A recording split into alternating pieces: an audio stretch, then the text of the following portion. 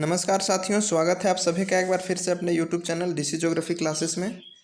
यदि चैनल पर नए हैं तो चैनल को सब्सक्राइब कर लीजिए और बेल आइकन को प्रेस कर लीजिए ताकि हर नई वीडियो की नोटिफिकेशन आप तक आसानी से पहुंचती रहे। तो चलिए आज के सेशन की शुरुआत करते हैं हम लोग। और आज के सेशन में हम लोग बात करने वाले हैं दक्षिण अमेरिका या लैटिन अमेरिका के बारे में। ठीक है, तो चूँकि हमारा झारखंड पीजीटी के सिलेबस में दक्षिण अमेरिका को पूरा नहीं पढ़ना है, सिर्फ ब्राज़ील को पढ़ना है। तो ब्राज़ील को पढ़िएगा, लेकिन जब आप पिछले साल के प्रश्नों को देखिएगा तो आपको पता चलेगा कि सिर्फ ब्राज़ील से ही प्रश्न नहीं, बल्कि कुछ प्रश्न ऐसे हैं जो पूरे दक्षिण अमेरिका से क्वेश्चंस पूछे गए हैं।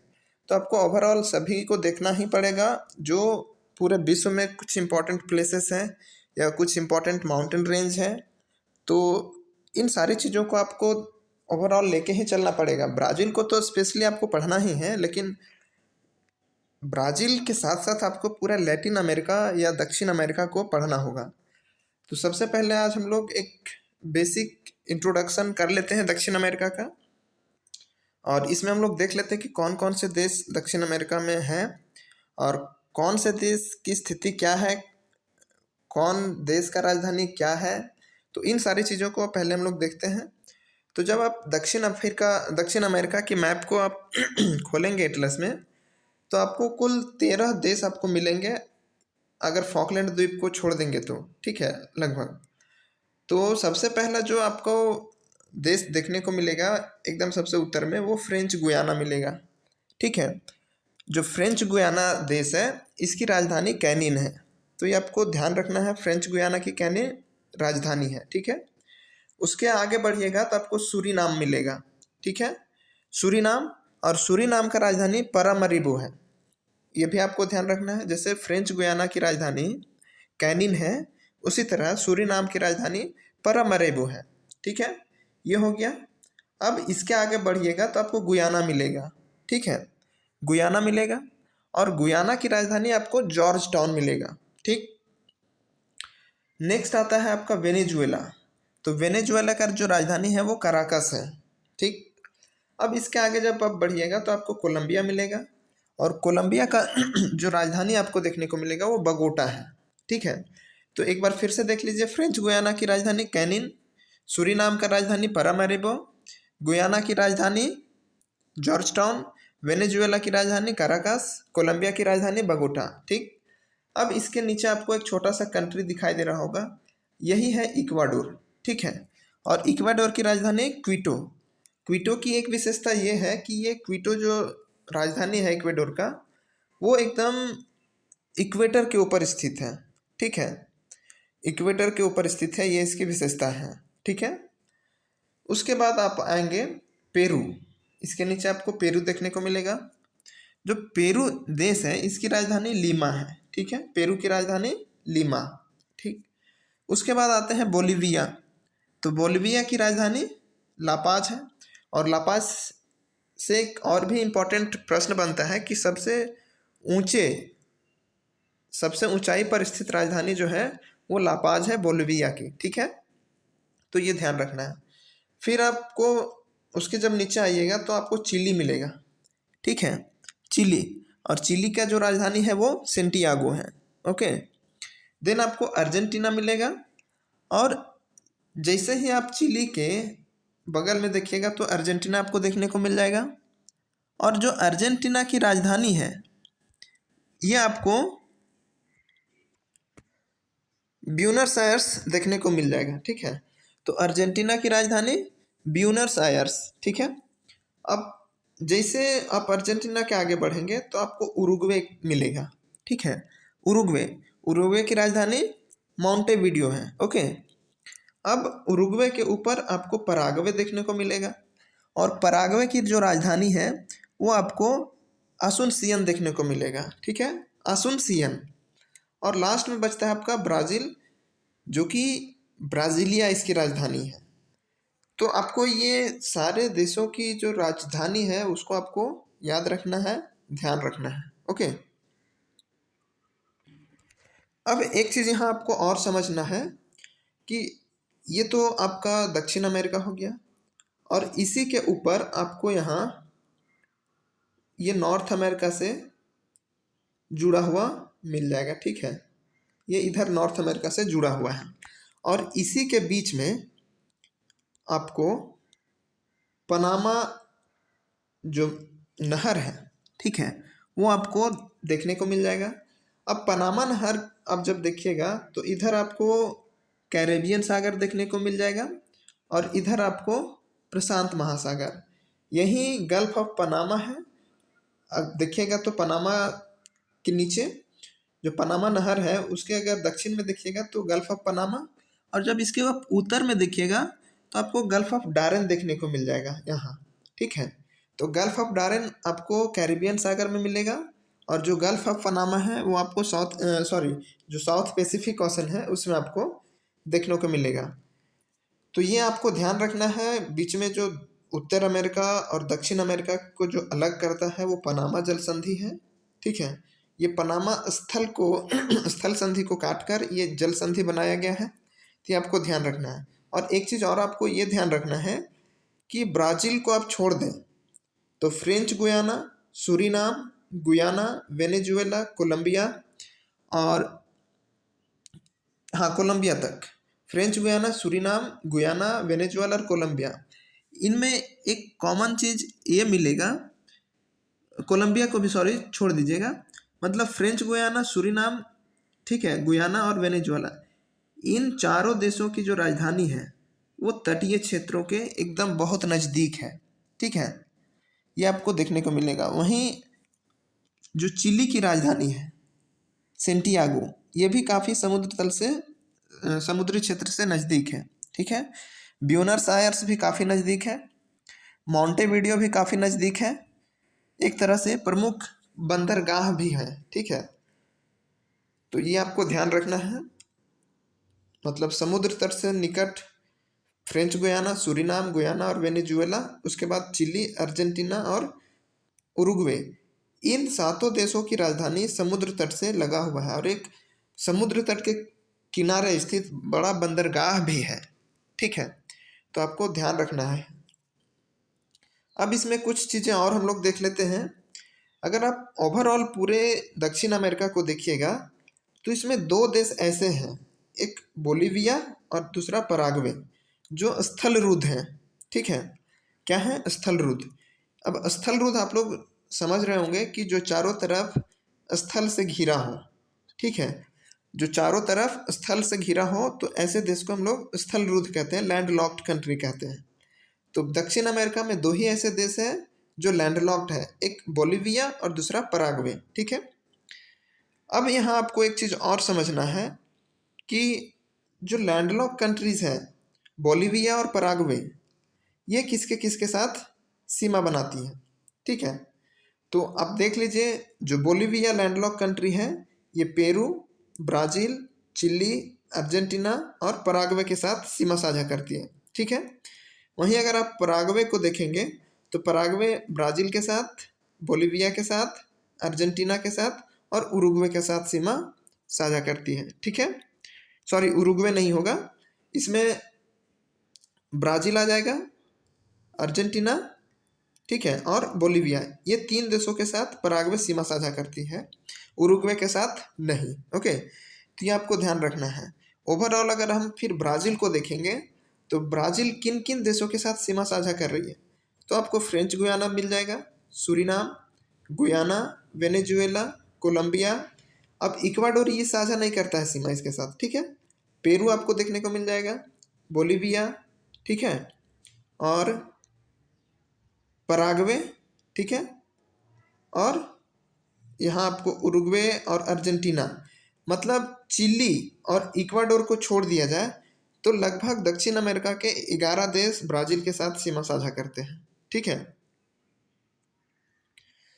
अब कुछ इम्पॉर्टेंट प्लेसेस को आपको ध्यान रखना है, ठीक है, क्या कि आगे जब आप पढ़ेंगे तो वो सारी जो चीज़ें हैं वो आपको फिर से घूम फिर के आएंगी ही। तो आपको सबसे जो इम्पोर्टेंट प्लेस ध्यान में रखना है वो आपको ध्यान रखना है ब्यूनस आयर्स, आपको इस क्षेत्र में देखने को मिल जाएगा, ठीक है, यहाँ ब्यूनस आयर्स अर्जेंटीना का जो राजधानी है, ठीक है, इसको ध्यान रखना है। इसके जब आप आगे बढ़ेंगे ब्राज़ील में, तो ब्राज़ील में जो विषुवत रेखा है, विषुवत रेखा पर से आपको एक साओ पोलो जगह मिल जाएगा, ठीक है। ये अगर विषुवत रेखा है तो विषुवत रेखा के पास आपको यहाँ साओ पोलो देखने को मिल जाएगा। और साओ पोलो के जस्ट ऊपर, विषुवत रेखा के जस्ट ऊपर एक आपको रियो डी जेनेरियो मिलेगा, ठीक है। वो प्लेस इंपॉर्टेंट है आपके लिए। और रियो डी जेनेरियो के नीचे साओ पोलो, और साओ पोलो के नीचे आपको एक पोर्ट मिलेगा सेंटोस। तो सेंटोस, साओ पोलो और रियो डी जेनेरियो, ये आपको याद रखना है। उसी के ऊपर एक इम्पॉर्टेंट प्लेस और है आपका अराकाजू, ठीक है। अराकाजू ध्यान रखना है, ब्राज़ील में ही।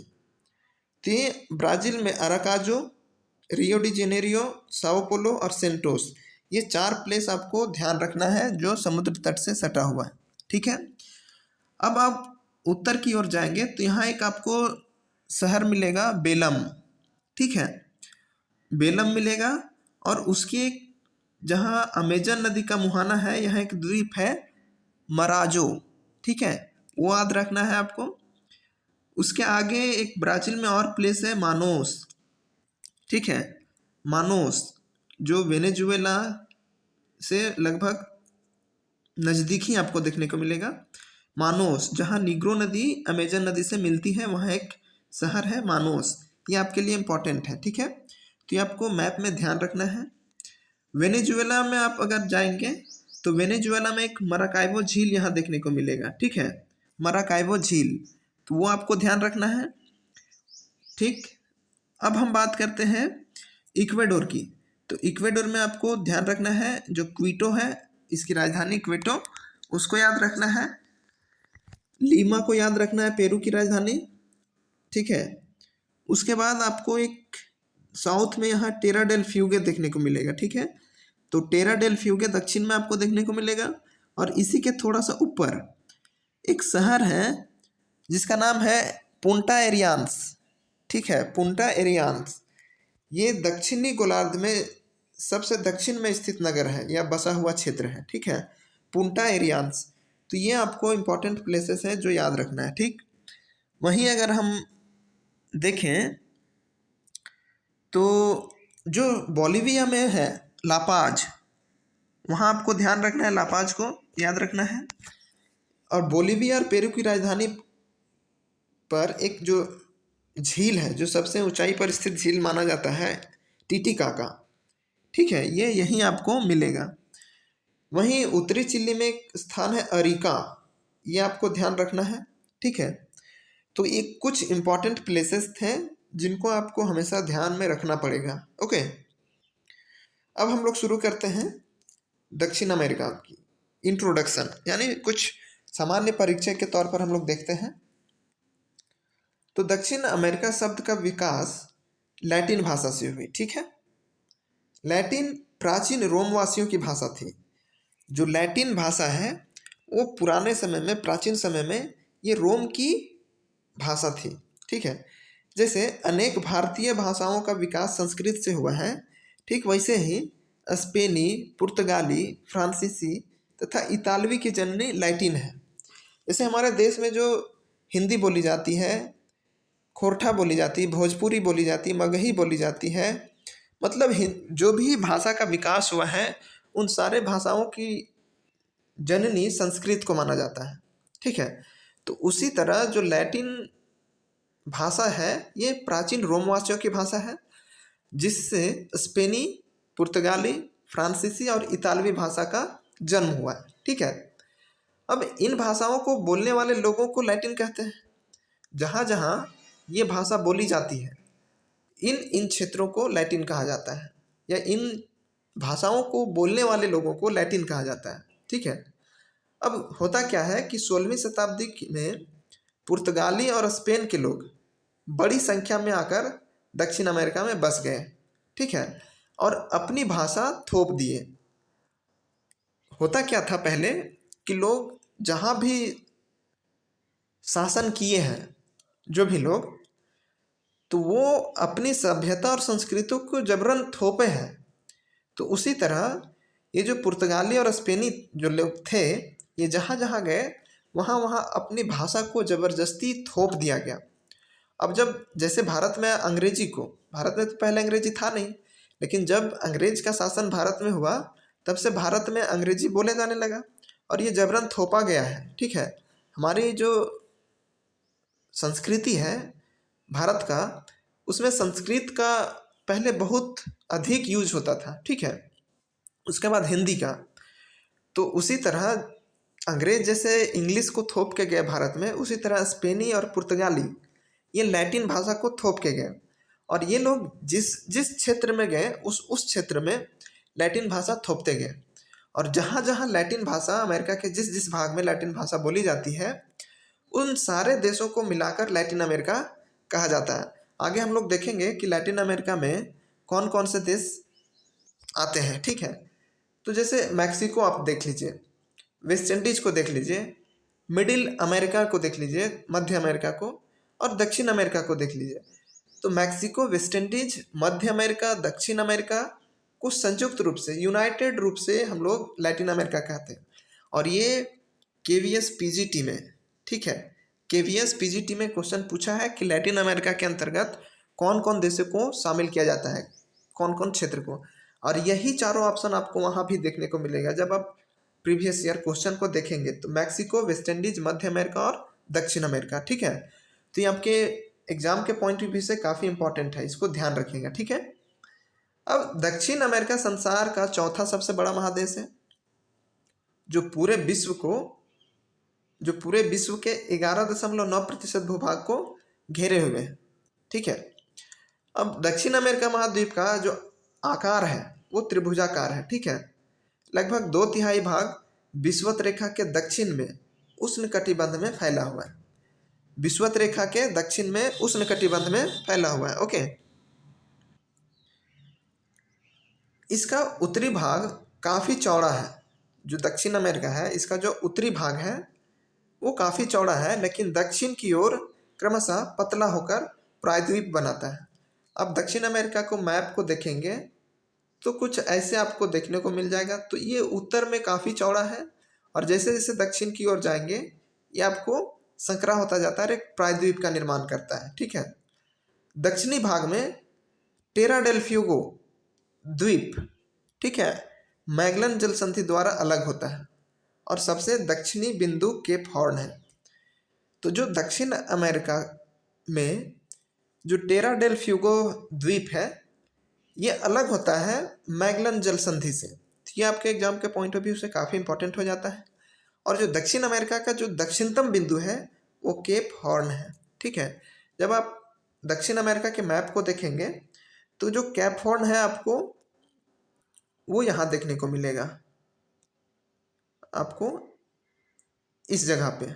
ठीक है, इस जगह पे आपको केप हॉर्न देखने को मिल जाएगा। ठीक है, जो कि दक्षिण अमेरिका का दक्षिणतम बिंदु है। ठीक है, अब यह अंटार्कटिका से, ठीक है, अंटार्कटिका से ड्रेक पैसेज से अलग होता है। जो दक्षिण अमेरिका है ये अंटार्कटिका से कैसे अलग होता है, तो ड्रेक पैसेज से, और एग्जाम में पूछा गया है।